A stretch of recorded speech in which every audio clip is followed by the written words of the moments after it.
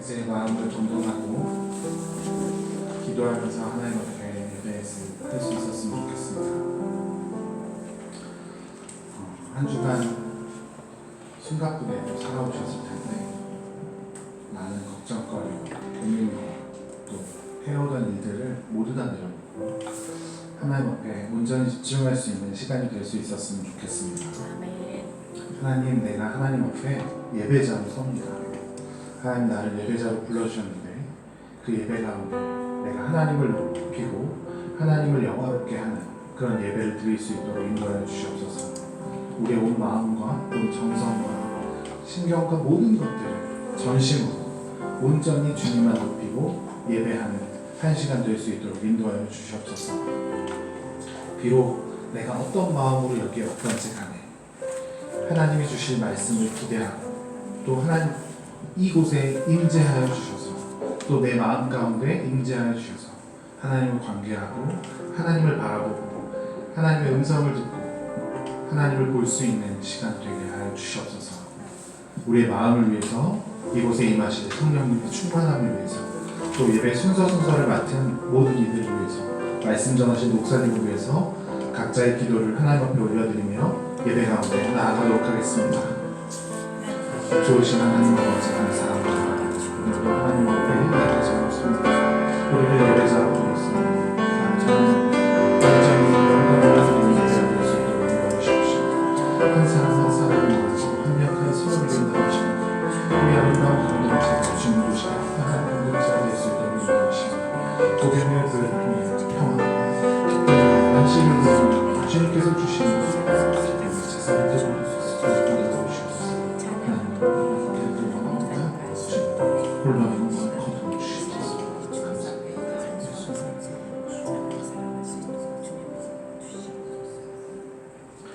할렐루야. 아멘. 예배자의 자리에 오신 여러분을 사랑하고 축복합니다. 옆 사람과 인사할까요?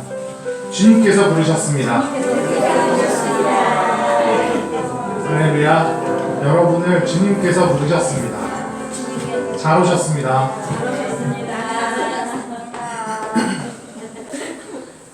못 온다고 했다가 오니까 너무 반갑죠? 네. 저도 다음 주에 못 온다고 한번 해볼까요? 평상시에 못 오신 분들도 이렇게 오늘 참석해 주시고 너무 감사하고요.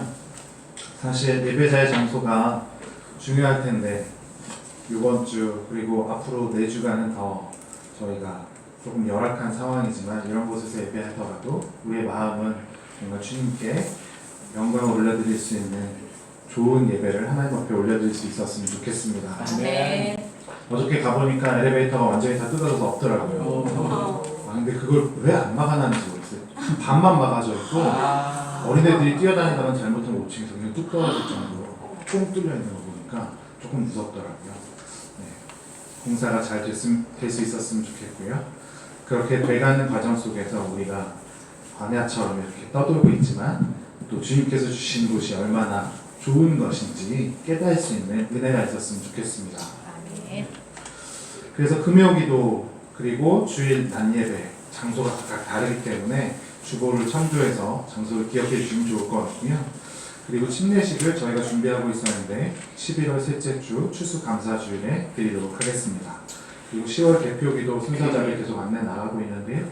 네, 잘 준비하셨다가 하나님을 영화롭게 하고 또 성도들에게 은혜가 되는 기도로 섬겨주시면 좋을 것 같습니다.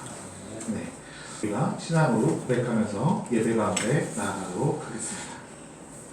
전능하사 천지를 만드신 하나님 아버지를 내가 믿사오며 그 외아들 우리 주 예수 그리스도를 믿사오니 이는 성령을 인하사 동정명하여 영하시고 본디오 빌라도에게 고난을 받으사 십자가에 못 박혀 죽으시고 장사함지 사흘 만에 죽은 자 가운데서 다시 일어나시며 하늘에 오르사 전능하신 하나님을 향하게 오사와 저리로서 산자와 죽은 자를 칭찬하러 오시라.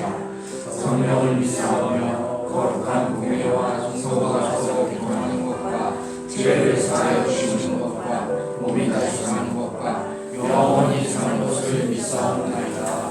아멘. 저희들 함께 악보를 보면서 찬양을 할 텐데요. 첫 번째로 여러분과 함께 찬양 올려드리고 싶은 곡은 내 평생에 가는 길입니다. 사실 찬송가 413장에 있는데요. 많이 들어보셔서 아시겠지만 이 찬양에는 숨겨진 배경들이 조금 있습니다. 이 찬양의 유래에 대해서 조금 말씀드리면 왼쪽에 보시면 작곡가가 써 있는데요. 스패포드라는 미국의 뉴욕의 한 변호사가 성도였습니다. 그가 무디 목사님 전도단을 열심히 잘 섬기고 있었고 그렇게 하고 있던 와중에 교회가 시카고에 굉장히 큰 화재가 일어납니다. 200년 전인 1871년인데요. 그때 불이 나면서 선교도 예배도 제대로 할 수 없는 상황이 되어버렸어요. 그래서 잠깐의 모든 걸 내려놓고 휴가를 떠나려고 합니다. 가족이 딸 넷이 있었고요. 와이프가 있었습니다. 파리로 배를 태워가 보냈는데 영국의 배와 부딪히면서 침몰하게 됩니다. 그래서 내 딸이 다 죽고요. 와이프만 살아남습니다. 그리고 와이프는 혼자 홀로 나만 살았어 이렇게 이제 참담한 소식을 전해오죠. 그러고서 다시 이제 준비해서 장례를 준비하느라고 떠나갑니다. 배를 타고 다시 가는데 선장이 어떤 항망망 배에서 이곳이 당신의 딸이 죽은 곳입니다 라고 알려줘요. 그때 기도하면서 울면서 쓴 시가 이 찬양의 글귀입니다. 어떻게 그 참담한 속에서도 하나님의 인재를 느꼈는지 내 영혼 평안해 찬양할 수 있었을까 생각을 해보게 되고요. 또 그 소식을 나중에 친구가 듣고 그 글귀에 곡을 써서 이렇게 413장이라는 찬송가가 생겨나게 됩니다. 우리 삶 속에서 여러분에게 제가 평안을 드릴 수 없어요. 우리가 무엇을 한다고 해서 평안이 얻어지지 않습니다. 때론 살면서 무언가를 이루면 평안하지 않을까? 만족하지 않을까 싶지만 우리에게 평안을 줄 수 있는 건 예수 그리스도 한 분밖에 없습니다. 우리가 그것을 인정하면서 예배하며 나아갈 때 주님, 내가 무언가를 이루려고 노력하고 내 삶 속에서 무언가를 이뤄냈을 때 평안할 줄 알았지만 그렇지 않다는 걸 이제 압니다. 하나님 나에게 평안을 허락하여 주옵소서. 하나님께서 주시는 평안을 가지고 하나님을 영화롭게 하며 하나님을 기쁘게 해드리는 오늘의 예배가 되길 원합니다. 간절한 마음으로 내 평생 가는 길, 내 고백을 담아서 함께 찬양 올려드리도록 하겠습니다.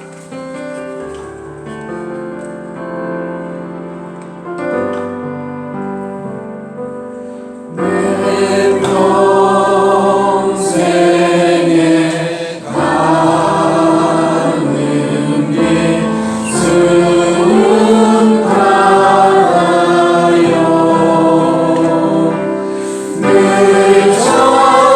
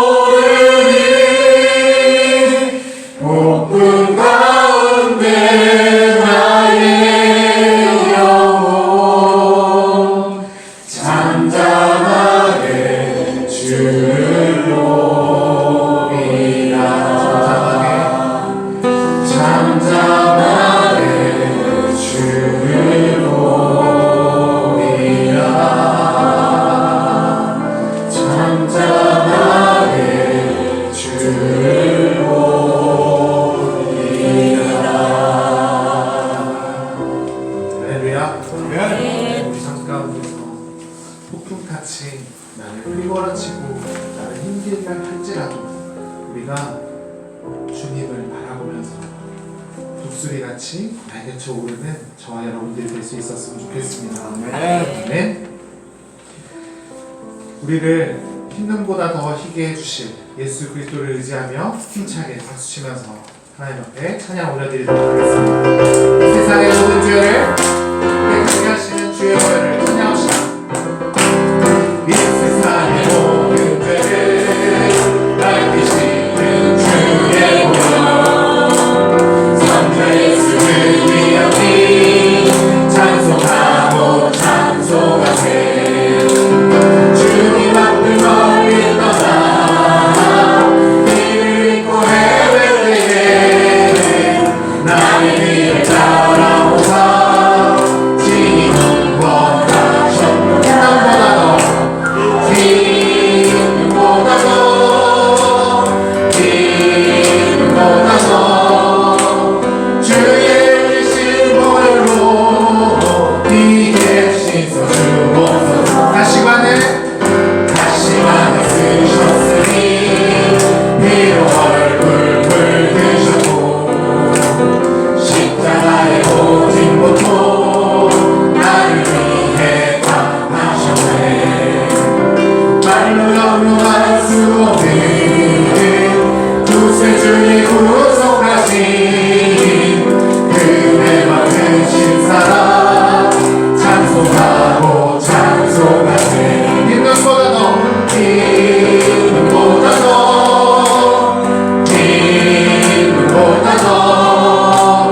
주의 흘리신 보혈로 이게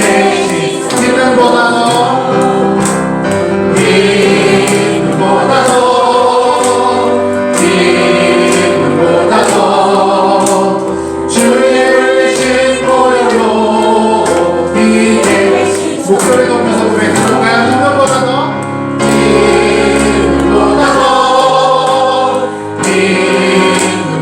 더 주의 흘리신 보혈로 이제 씻어주옵소서. 계십니까? 네. 주의 보혈이 저와 여러분들을 희게 씻어주실 줄 믿습니다. 네. 찬양가 마지막으로 주의 이름 안에 주의 성소로 나는 찬양하는데요. 다음 장을 넘기셔서 우리의 고백을 드리며 하나님 앞에 찬양 올려드릴 수 있었으면 좋겠습니다. 우리가 레위기를 보고 있는데 여러 가지 제사를 보고 있잖아요. 그 제사를 우리가 지금 똑같이 드리고 있지 않지만 그 제사의 의미를 기억해 보면서 정말 우리가 주님 앞에 우리 모두가 감사의 제사를 드리고 정말 기쁨의 제사를 올려드릴 수 있는 우리 예배가 되길 소원합니다. 함께 찬양하겠습니다. 주의 이름 안에서 주의 성소로 가네. 영광스러운 이곳에 우리 기쁘게 왔네. 거룩한 보좌 앞에서 따뜻함을 느끼네. 우리 마음 경배하며 찬양의 제사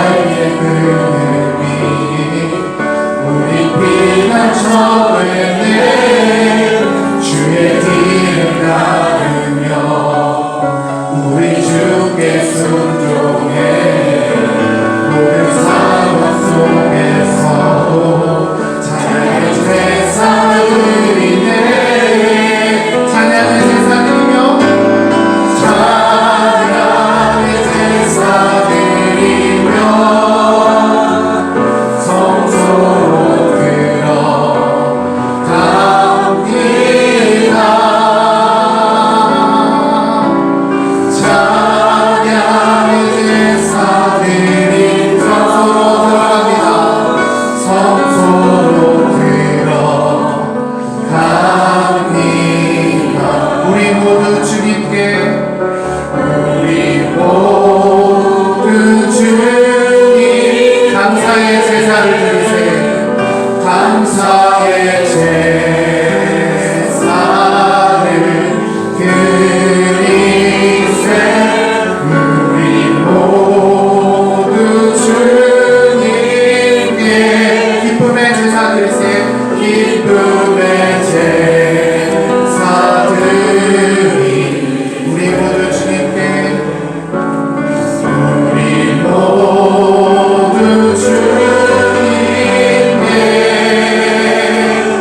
감사의 제사를 드리세 우리 모두 주님께 기쁨의 제사 우리의 목소리로 고백해볼까요? 우리 모두 주님께 우리 모두 주님께 감사의 제사를 드리세 우리 모두 주님께 기쁨의 제사 드리세 아멘. 하나님 우리가 하나님 앞에 감사의 제사를 올려드리길 원합니다.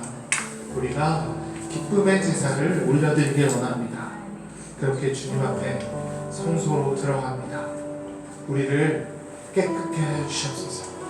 주의 보혈로 우리를 흰눈보다 더 깨끗게 하여 주시옵소서. 우리가 거룩한 마음과 주님을 향한 뜨거운 심장, 뜨거운 마음을 가지고 하나님 앞에 나아갑니다. 하나님을 만나게 하시고 하나님의 음성을 듣게 하시고 예수의 보혈로 우리가 완전히 돌이킴을 받을 수 있도록 인도하여 주시옵소서. 그렇게 하나님 앞에 집중할 수 있는 예배 시간 되게 하시옵소서. 간절한 마음을 담아 묵상하고 하나님 앞에 기도하면서 예배 가운데 나아가도록 하겠습니다. 좋으신 하나님 아버지 감사합니다. 우리의 마음을 하나님 앞에 드립니다. 주님 앞에 나아가도록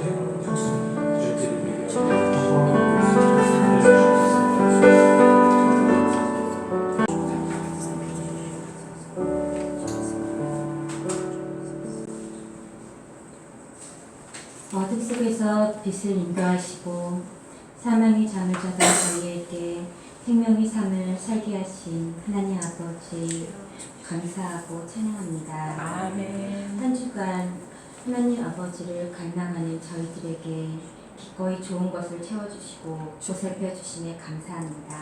아멘. 하지만 하나님 아버지, 저희들 아버지의 보살핌 속에서도 주의 자녀로서 부끄러운 시간들이 있었음을 고백합니다.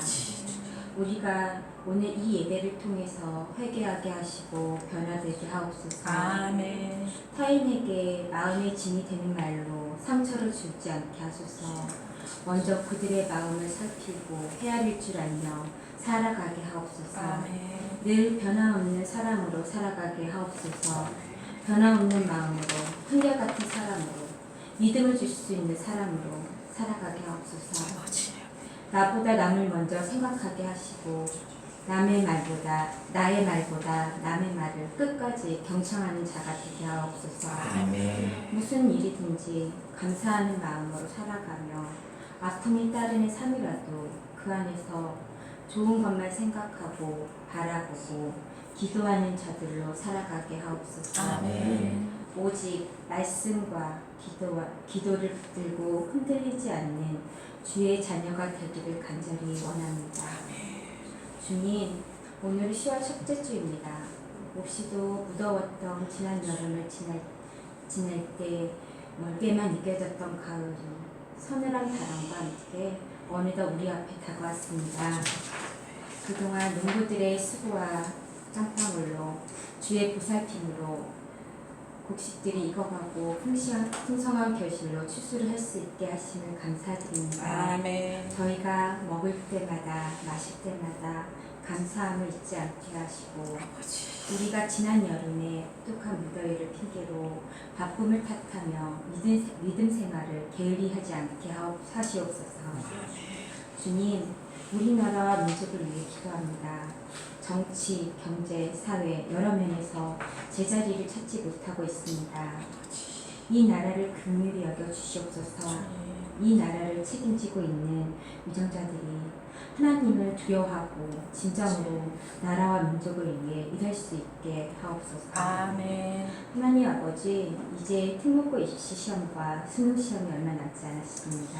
주님. 우리 학생들이 시험을 앞두고 건강과 집중력을 잃지 않게 하시고 아버지. 끝까지 마무리 잘하여서 그간의 수고와 노력에 대해 최선의 결과로 보답받을 수 있게 하시옵소서. 아멘. 다음 세대의 주역으로 성장할 학생, 청년들에게도 수업, 학업과 진로를 책임져 주시고 언제나 선한 길로 인도하여 주시옵소서. 아멘.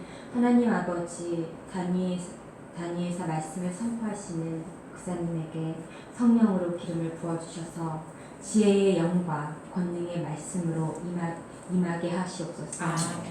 말씀을 받는 성도들도 생명의 말씀으로 충만하게 채워주시고 세상을 이기는 힘을 얻게 하옵소서. 사랑의 하나님, 교회를 위하여 온 성도가 일할 수 있게 하시고 각자의 사역을 담당할 때 부족함이 없게 하여 주시옵소서. 아멘. 예배를 위하여 찬양으로, 기도로, 식사로, 청소로 교회 곳곳에서 수고하고 헌신하는 봉사자들을 기억하시고 풍성한 복을 내려 주시옵소서. 아멘. 기쁨으로 감사함으로 일하게 하여 주시옵소서. 아멘. 하나님의 크신 사랑과 선한 능력이 오늘 이 시간 이 예배를 통하여 우리에게 충만하기를 간절히 원하며 예수 그리스도 이름으로 기도드렸습니다. 아멘. 감사합니다.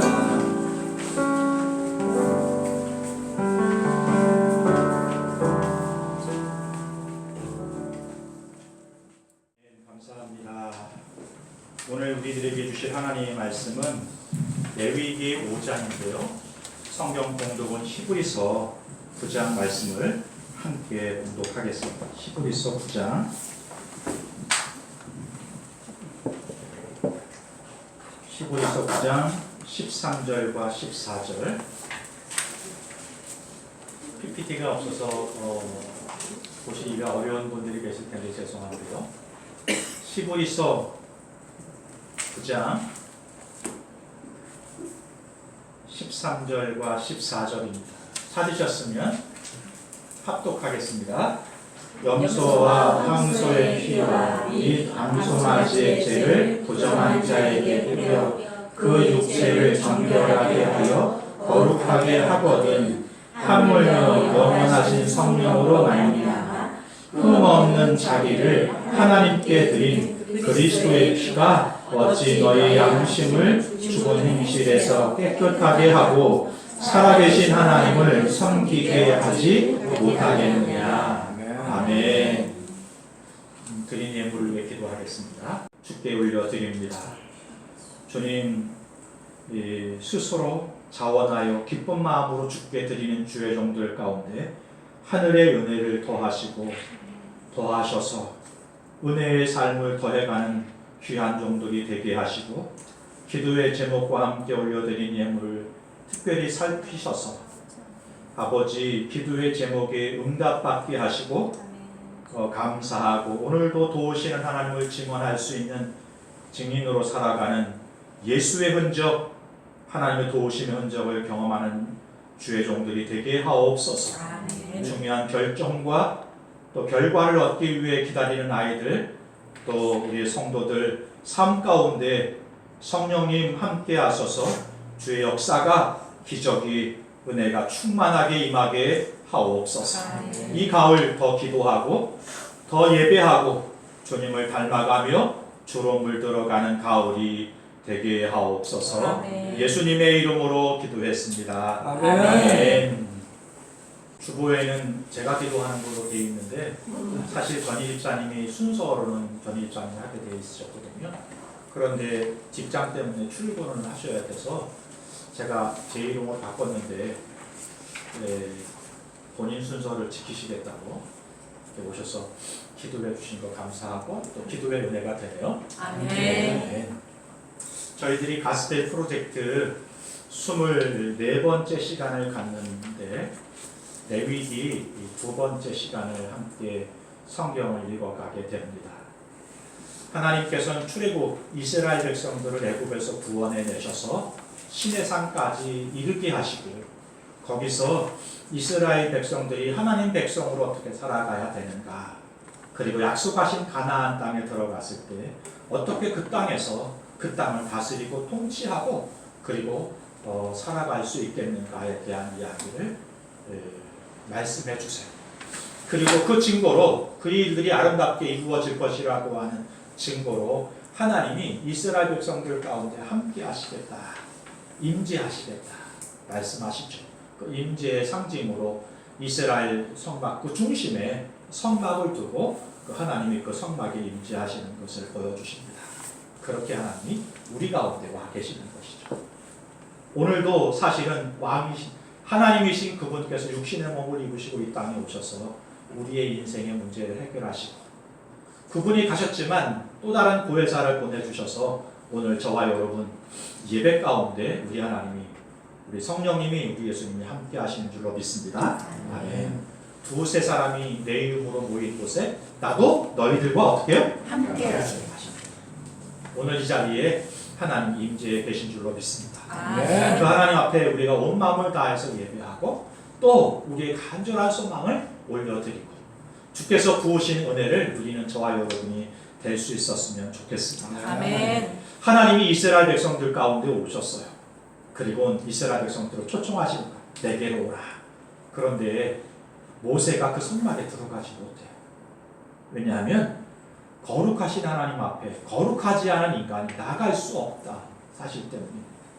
하나님이 이것을 아시고 제사 제도를 통해서 인간의 죄를 씻으시고 사해 주시고 거룩하신 하나님 앞에 나올 수 있는 길을 열어주시는 거예요. 그 이야기가 레위기에 기록이 되어 있습니다. 5가지 제사를 드리도록 했는데요. 우리의 죄를 사하는 번제, 온전히 모든 것을 태워 하나님께 올려드리는 번제. 그래서 하나님과 우리가 교제하고 인격적으로 만날 수 있도록 드리는 제사가 번제고요. 곡식으로 드리는 소제, 우리 가운데 필요한 것들을 채우시는 분이 하나님이십니다. 이런 고백과 함께 드리는 소제. 그리고 하나님과 관계가 회복이 돼서 그 기쁨을 하나님뿐만 아니라 이웃들과 함께 나눌 수 있다고 하는 고백을 담아서 드리는 화목제. 예, 우리 지난주 여기까지 함께 말씀을 나누었습니다. 때우기 위해서 식사하는 교회가 아니라 어떻게 해요? 서로 화목하고 교제하면서 이 땅에 임하신 하나님의 나라, 그 나라를 교제하고 관계하는 공동체가 될 수 있었으면 좋겠다. 지난주에 그 말씀을 나눴는데요. 진짜 우리가 식사하면서 그런 작은 천국을 경험하는 것 같아요. 예배 초서는 떠돌고 있지만 우리가 그런 교제를 나누고 있습니다. 그런 의미에서 한 번 더 인사하실까요? 앞뒤 전후 좌우 늦게 오신 분들이 있으니까 잘 오셨습니다. 반갑습니다. 네. 잘 오셨습니다. 이제 하나님께 나아갈 수 있는 방법이 제사를 통하여 우리가 거룩하게 되는 것입니다. 죄를 씻는 것입니다. 죄를 사함받는 것입니다.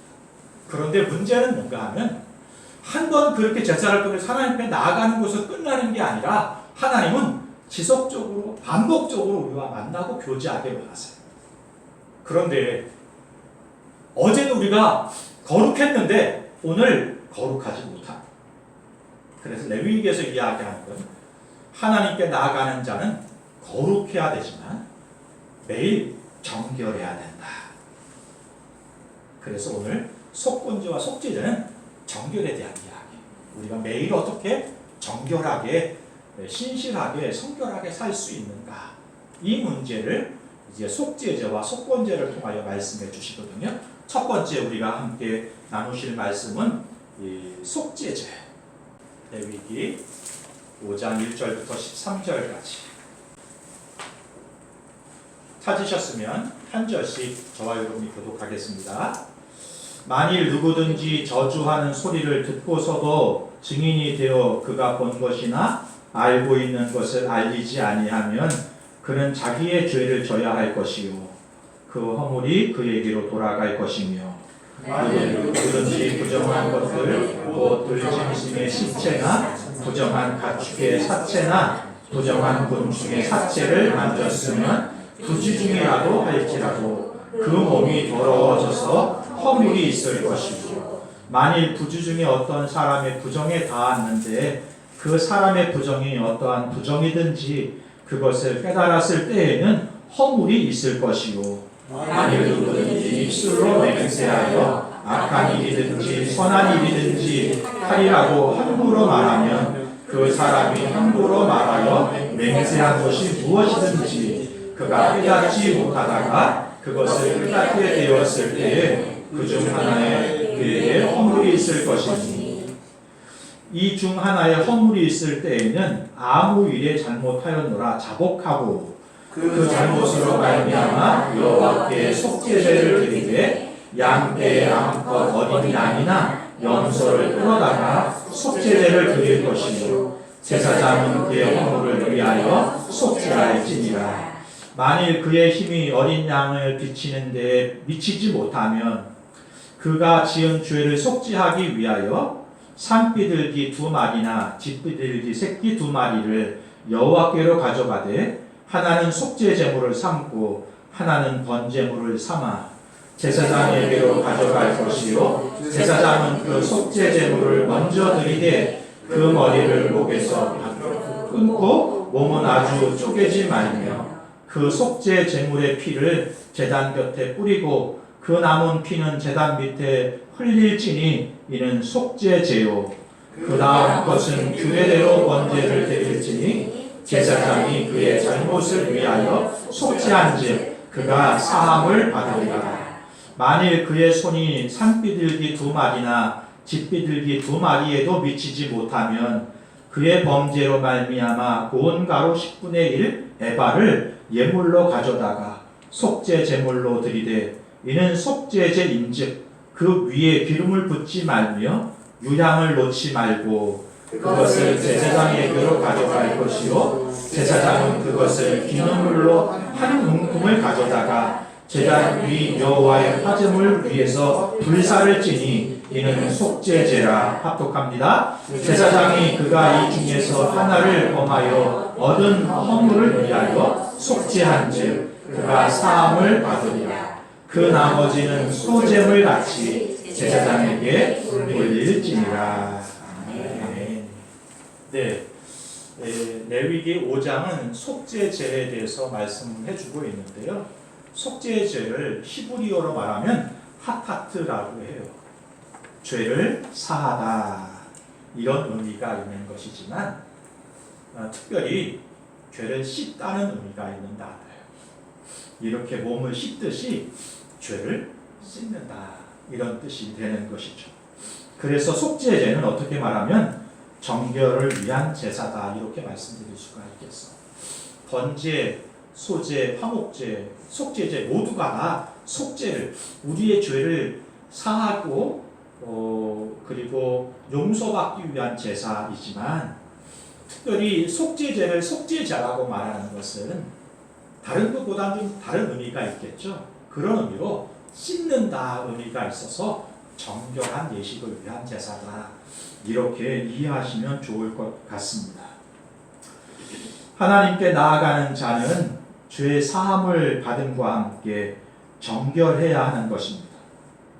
다른 제사는 그래서 피를 제단 위에 이렇게 뿌리는 것으로 끝났는데요. 구절에 보니까 속죄제의 제사는 피를 제단 위에만 뿌리는 게 아니라 제단 밑에도 뿌렸어요. 그리고 그것을 성막 안으로 들어가서 성막 곳곳에 피를 뿌리고 그리고 피를 바름으로 죄를 사하고 씻는 듯이 청소하는 듯이 이 피를 사용하는 것을 볼 수 있습니다. 그래서 속죄죄는 정결 예식, 죄를 씻어낸다 이런 의미가 있는 예식이다 이렇게 볼 수 있을 것 같습니다. 이 레위기 5장에서 속죄제를 이야기하면서 여러 가지 다양한 표현이 등장하는데요. 취하다, 가져가다, 담그다, 흙 뿌리다, 바르다, 쏟아붓다, 씻다. 다 지금 이게 뭔가 목욕을 하는 듯한 느낌들이잖아요. 이렇게 목욕을 해내는 거예요. 그리고 기물들을 씻어내는 거예요. 우리의 몸을 씻는 거예요. 매일마다 우리가 샤워를 하면서 하루에 피로를 씻기도 하면서 밖에서 묻었던 그 먼지들을 털어내는 것처럼 속죄죄는 그렇게 순간순간마다 우리가 짓는 죄들을 씻어내는 것처럼 정결 예식을 행하는 것이다. 이렇게 말씀드릴 수가 있겠습니다. 그래서 번제, 소제, 화목제는 의무적인 제사가 아니에요. 자기가 자기 죄를 느낄 때 자기가 드리고 싶을 때 드리는 제사였어요. 그런 속죄제는 꼭 드려야 되는 제사였어요. 의무적으로. 왜냐하면 우리가 부지 중에 알지 못하고 짓는 죄가 있잖아요. 그런 죄까지도 하나님과 우리의 관계, 하나님의 임재를 방해하는 요소가 되기 때문에 그렇잖아요. 우리에게 죄가 있다면 하나님이 우리에게 임재하시는데 방해가 되잖아요. 그래서 부지 중에 우리가 알지 못하고 짓는 죄까지도 있다는 사실을 기억하면서 속죄죄를 통하여 우리의 죄를 씻어내는 거예요. 그래서 하나님의 임재가 언제든지 항상 우리와 함께 하시도록 하기 위해서 드리는 제사다. 우리가 부지 중에 짓는 죄도 있고요. 의도하지 않았는데 짓는 죄도 있어요. 그렇잖아요. 갑자기 내가 이 사람에게 해코지를 하겠다고 생각하고 해코지를 하는 게 아니라 어느 순간 생각지도 못하게 화를 내든지 그러잖아요. 전혀 의도하지 않았는데 내가 화를 내거나 분노하거나 어떤 말과 행동을 통하여 누군가에게 상처를 주는 경우가 생겨요. 속죄제는 그럴 때 드리는 거예요.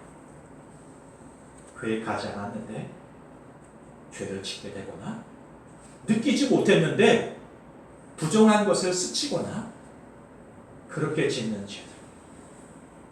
오늘도 우리가 알지 못하는 중에 우리는 죄를 범하기도 하고 부정한 것, 거룩하지 못한 것을 스치기도 하고 만지기도 하고 대하기도 하거든요. 그런 모든 것들이 거룩하신 하나님과 온전하고도 친밀한 관계를 맺는데 방해가 될 수 있는 거예요. 그래서 우리는 속죄제를 통하여 매일의 회개를 통하여 하나님께 우리의 죄를 올려드리고 예수 그리스도의 십자가의 보혈을 통해서 우리의 죄를 씻어내는 것이죠. 그래서 하나님과 더 깊이 교제하고 관계하기 위해 드리는 제사가 속죄제다 라고 하는 것입니다. 그런데 여러분, 아무리 우리가 이 속죄제를 드리고 부지 중에 죄를 짓는 것 그렇지 않기 위해서 경계하고 또 주의한다고 해도 우리는 일상을 살아가면서 악한 사람들을 만나기도 하고 또 내가 생각지도 못했던 악을 범하기도 하고 해요. 그래서 이스라엘 백성들은 누구든지 빠지지 않고 1년에 한 번은 대속죄일이라고 하는 속죄제를 지켰어. 대속죄일이라고. 성경의 달력으로는 7월인데 우리 달력으로 하면 10월이에요. 지금 같은 10월. 10월 15일. 대속죄일. 이스라엘 모든 백성들이 그동안 생각하지 못했던 죄들을 까지도 하나님께 용서를 구하면서 드리는 제사. 대속죄를 드리는 거예요. 이때는 순양, 숫소를 드려야 돼요. 숫소맞이. 대제사장은 이 소를 잡고 피를 가지고 1년에 딱 한 번 지성소에 들어가서 이스라엘의 온 백성의 죄를 가지고 하나님 앞에 그 지성 속죄소 위에다가 피를 뿌리면서 이스라엘 온 백성들의 죄를 사하여 주시고 용서해 주십시오. 이렇게 제사를 드렸어.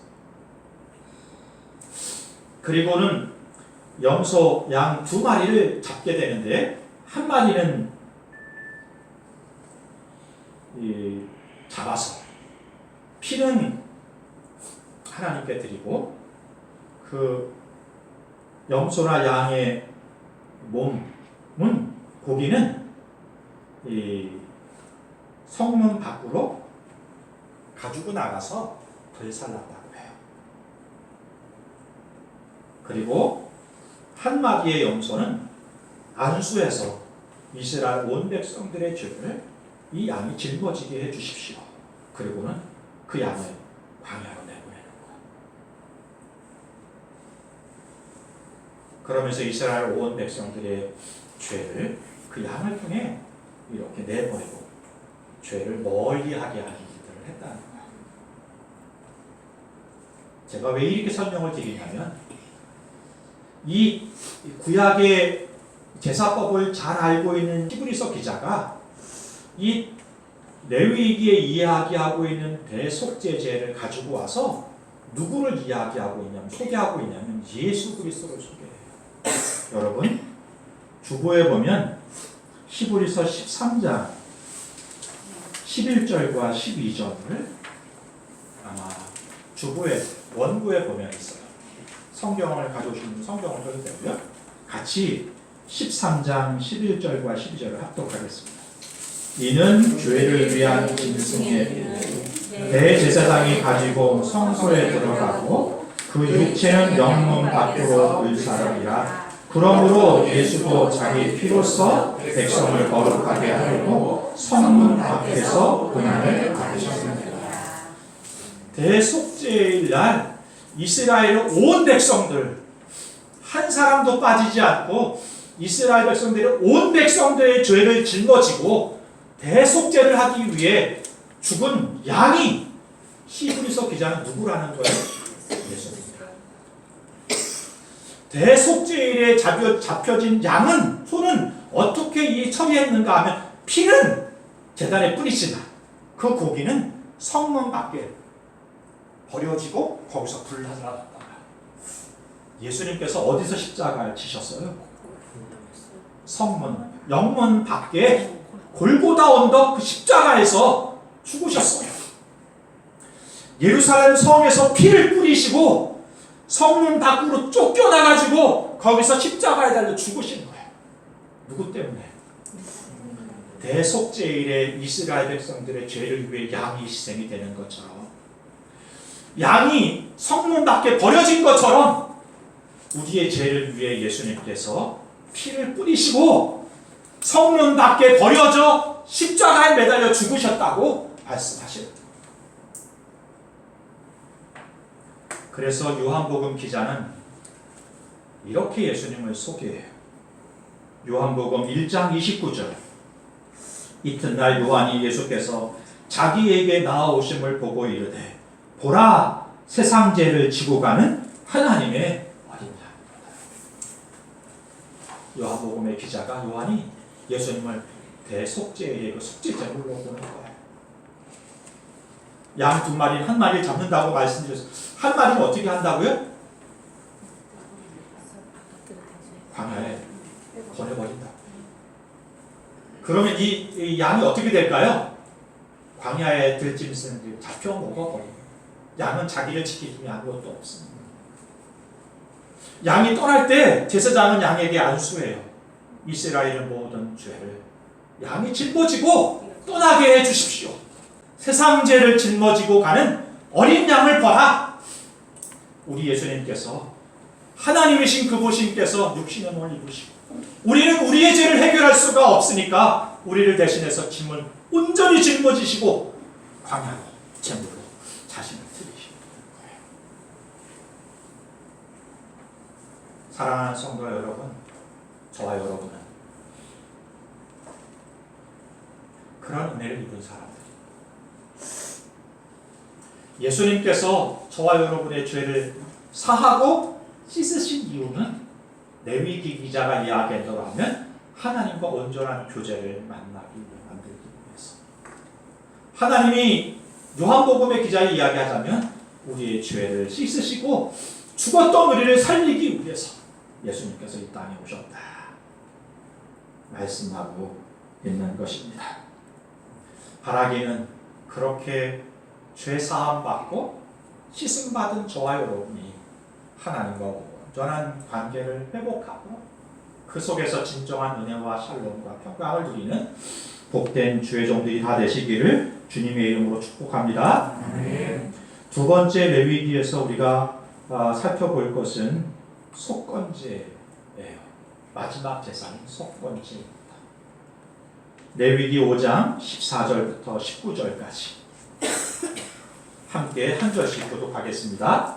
여호와께서 모세에게 말씀하여 이르시되 누구든지 여호와의 성물에 대하여 부지 중에 범죄하였으면 여호와께 속건제를 드리되 내가 지정한 가치를 따라 성소의 세겔로 몇 세겔 은에 상당한 흠 없는 순양을 양떼 중에서 끌어다가 속건제로 드려서 성물에 대한 잘못을 보상하되 그것의 5분의 1을 더하여 제사장에게 줄 것이요 제사장은 그 속건제 순양으로 그를 위하여 속죄한즉 그가 사함을 받으리라.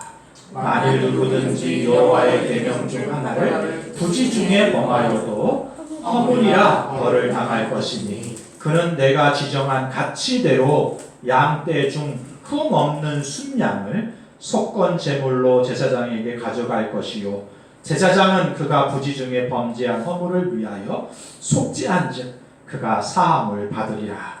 이는 속건제니 그가 여호와 앞에 참으로 잘못을 저질렀음이니라. 아멘입니다.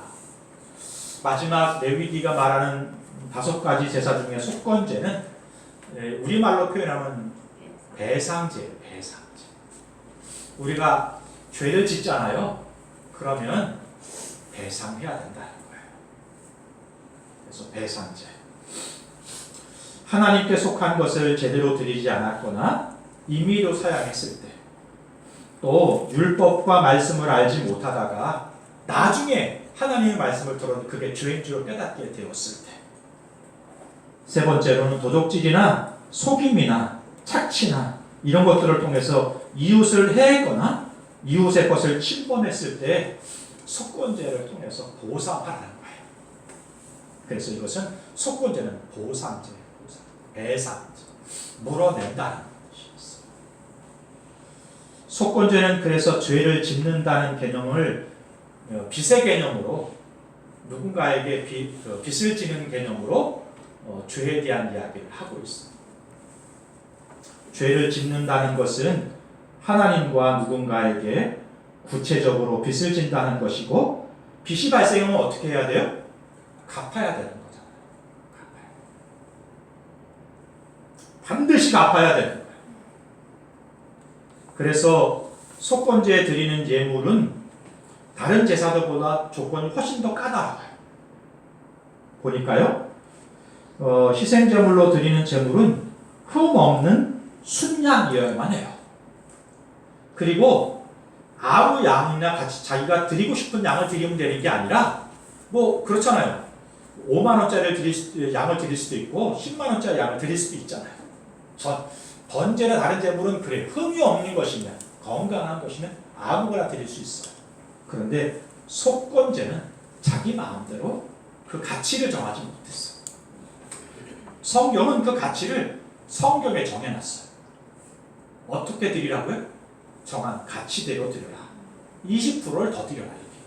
이 말은 그 사람이 충분히 위로가 될 만큼 용서를 구하라는 거예요.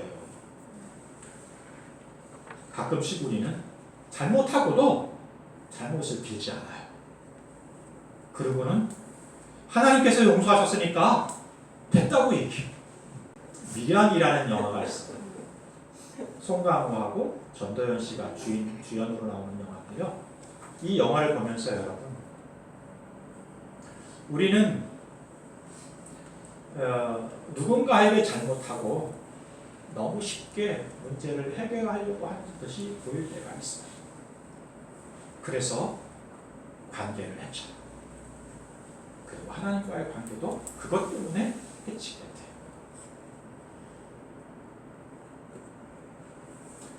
성경에 보면 예수님께서 여리고를 지나가시게 되는데요.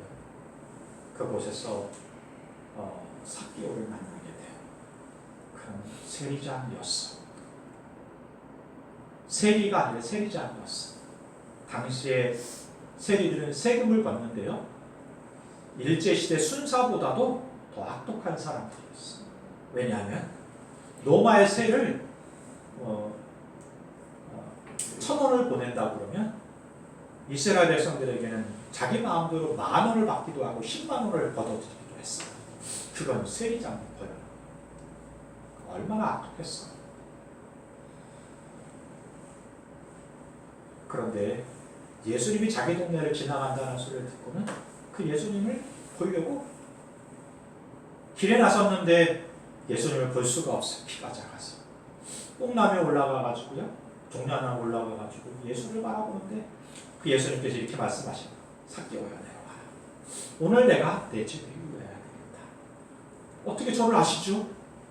그리고는 그 집에서 식사를 나누면서 예수님이 말씀하시는 것에 은혜를 받게 됩니다. 삭개오 어떻게 고백하죠? 일어나서 예수님, 제 재산의 4분의 1을 내놓겠습니다. 그리고 누구의 것을 내가 착복한 것이 있다면 20%가 아니라 4배를 갚겠습니다.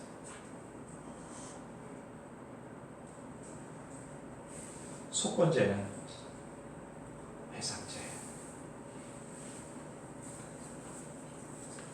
하나님과의 관계도 중요하지만 이웃과의 관계도 중요합니다.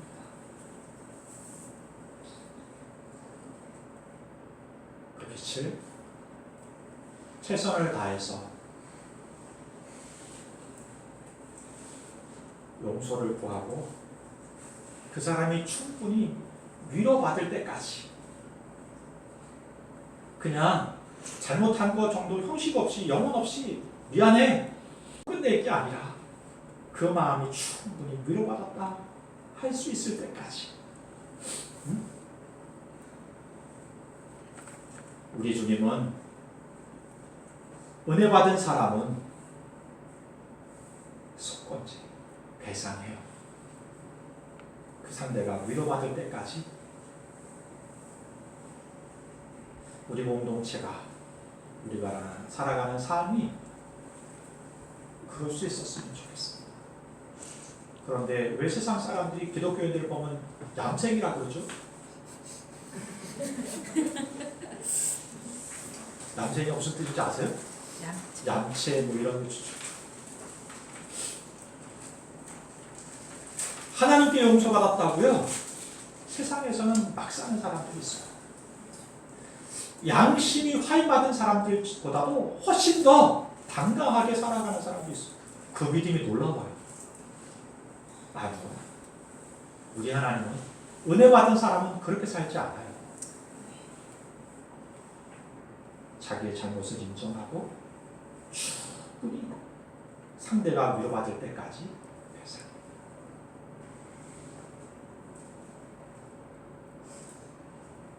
여러분이 살아가는 삶의 지경에서, 사는 자리에서, 그 가정에서 그런 성도로 살아갈 수 있었으면 좋겠습니다. 아멘. 감사한 것은 우리 주님께서 우리가 갚을 수 없는 것까지도 그 죄의 값을 갚으셨어요.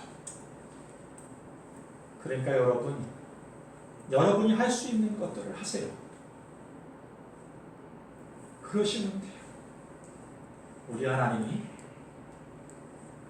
여러분이 하시는 것 거기에 우리 예수님을 통하여 하신 일들을 이렇게 얹혀서 누군가를 위로하시고 누군가를 또 살리시고 회복시키시고 하나님과 온전한 관계를 통하여 진정한 평안과 위로와 새로운 삶을 이루시게 될 것입니다.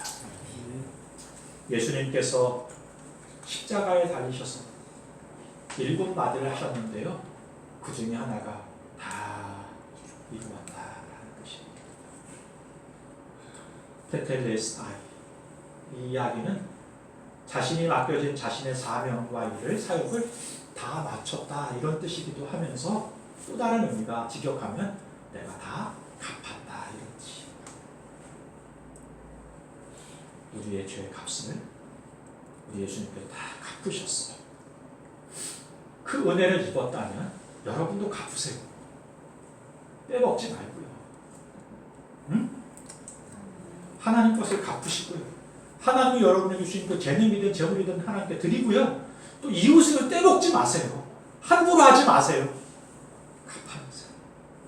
여러분에게 충분한 그런 은혜가 있어요. 갚으시고 위로하시고 세우시고. 그래서 하나님과의 관계가 온전해지고 이웃과의 관계가 새로워질 수 있는 저와 여러분이 될 수 있었으면 좋겠습니다. 아멘. 이 모든 일이 주의 보혈로 되어지는 일이잖아요.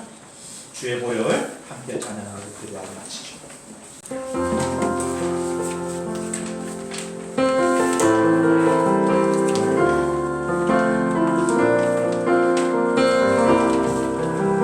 보혈을 지나 하나님 품으로 보혈을 지나 하나님 품으로 보혈을 지나 아버지 품으로 보혈을 지나 하나님 품으로 한 걸음씩 나가네. 보혈을 지나 하나님 품으로 보혈을 지나 아버지 품으로 보혈을 지나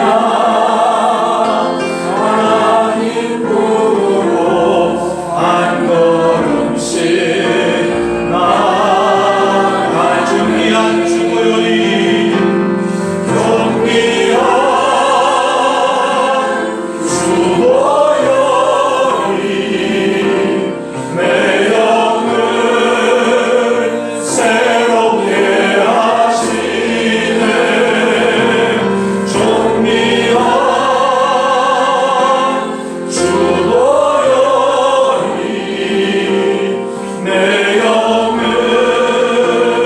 새롭게 하며 보혈을 지나 하나님 품으로 보혈을 지나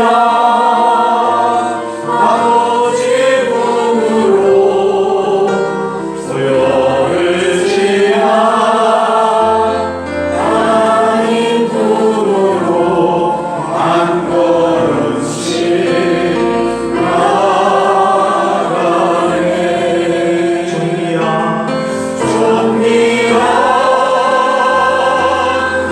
주보혈이 내 영을 새롭게 하시네. 존귀한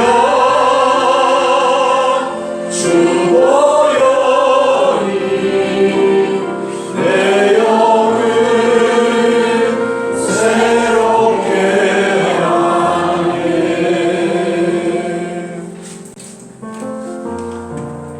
이스라엘 사람들은 번제를 통해 소제를 통해 그리고 화목제를 통해 하나님 앞에 죄를 범하고 이웃과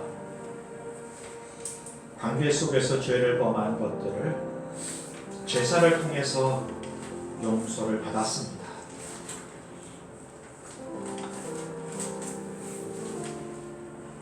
그런데 매번 죄를 지을 때마다 이렇게 했어야 되는 거예요. 얼마나 번거로웠을까요? 그리고 그 짐승을 잡으면서 얼마나 자기의 지난 죄를 돌아보면서 자책했을까요? 자기 대신 죽어가는 소와 염소와 양을 보면서 얼마나 토할 만큼. 그런데 우리 예수님께서 자신이 하나님께서이신 자신이 직접 대제사장이 되시고 자신이 직접 제물이 되셔서 단번에 그리고 영원히 다시 드릴 필요가 없는 속죄의 제물이 되어 주시고 저와 여러분의 죄를 사하여 주시고 값을 치르셨고 죄로 몰들어 버린 우리를 씻어 주셨습니다. 순간순간마다 우리가 다시 죄를 짓고 아직도 여전히 죄된 마음이 본성이 있기 때문에 잘 못하지만 속건제와 속죄제를 통하여 정결함을 통하여 우리가 매일마다 하나님과 만날 수 있습니다. 이 은혜를 기억하면서 예배하는 자들이 될 수 있었으면 좋겠습니다. 예수님께서 최후의 만찬을 제자들과 가지시면서 직접 손수 허리에 수건을 차시고 제자들의 발을 씻기셨어요. 베드로가 큰 소리 칩니다. 그럴 수 없습니다. 어떻게 주께서 스승님이 우리의 발을 씻으세요? 그럴 수 없습니다. 예수님께서 내가 내 발을 씻지 않으면 너와 내가 상관이 없는 자가 아니다. 그랬더니 그러면 예수님 우리의 몸을 철저히 씻어주세요. 예수님께서 이렇게 말씀하십니다. 이미 목욕한 사람은 손과 발만 씻으면 된다고. 이것이 속건제고 속죄제겠죠. 매일의 묵상을 통하여 예배를 통하여 우리는 거룩해지고 정결해지면서 하나님을 만날 수 있습니다. 더 친밀하게 하나님과 만나는 우리 공동체의 지체들을 되셨으면 좋겠어요. 마음 가운데 양심이 찔리는 것이 있나요? 그러면 여러분 배상하세요. 속건제를 드리세요. 갚으세요. 우리 하나님이 갚으셨지만 여러분이 또 갚을 것들은 갚았으면 좋겠어요. 용서를 구하고요. 그가 용서할 때까지 낮은 자세로 섬길 수 있었으면 좋겠어요. 은혜를 베풀고 사랑을 나눌 수 있는 성도가 될 수 있었으면 좋겠어요. 그래서 세상이 교회를 보는 세상 사람들이 성도를 보는 그 생각들이 바뀌게 할 수 있는 저와 여러분의 삶이 됐으면 좋겠어요. 이 시간 함께 기도할 때 보혈의 은혜를 기억하면서 그 은혜를 가지고 살아가는 우리가 되게 하시고 매일마다 주님과 만나는 믿음의 삶을 살게 해달라고. 그리고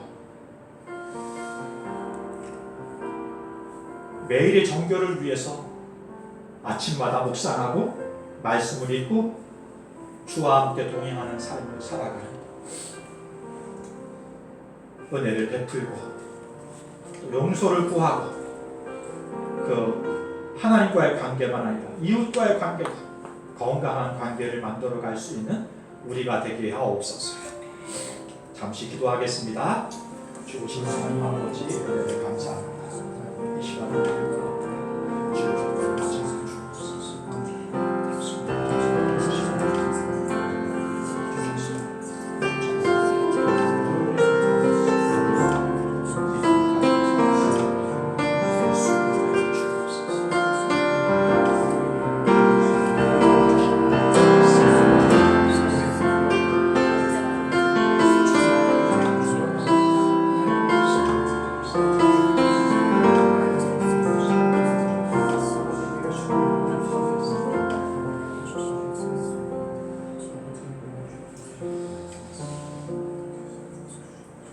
좋으신 하나님 아버지, 성막 가운데 임재하셨고 육신의 몸을 입으시고 이 땅에 오셔서 우리와 함께 하셨고 지금 성령으로 우리와 함께 하시니 감사합니다. 하나님 앞에 온전하고도 바르게 나가게 부족함이 없는 성도 되게 하옵소서. 주의 보혈로 죄 씻음 받고 용서 받으며 뿐만 아니라 그 은혜로 이웃들에게 용서를 구하고 용서받는 자로 하나님과 이웃과 아름답고 복된 관계를 만들어가는 주의 종들 되게 하옵소서. 그래서 교회가 세상이 교회를 바라보는 세상 사람들이 성도를 바라보는 관점이 바뀌고 달라지게 하시고 소망되게 하시고 또 성도와 함께 만나고 싶어하고 또 하나님께 나오고 싶은 마음과 동기를 전하고 또 은혜 끼칠 수 있는 우리 모두의 삶이 되게 하옵소서. 이제는 우리 주 예수 그리스도의 크신 은혜와 아버지 하나님의 무한하신 사랑하심과 성령님의 내주 교통 인도하심이 제사를 통하여 보혈을 통하여 예배를 통하여 부르신 하나님 앞에 온전히 나가고 예배하는 자들, 이웃과 건강하고 또 생명 있는 교제와 기쁨을 나눌 수 있는 관계의 삶을 살아가기를 소망하는 주의 종들 머리 위에 가정과 이 나라 민족이 위해 지금부터 영원까지 함께 하시기를 간절히 축원하옵나이다. 아멘.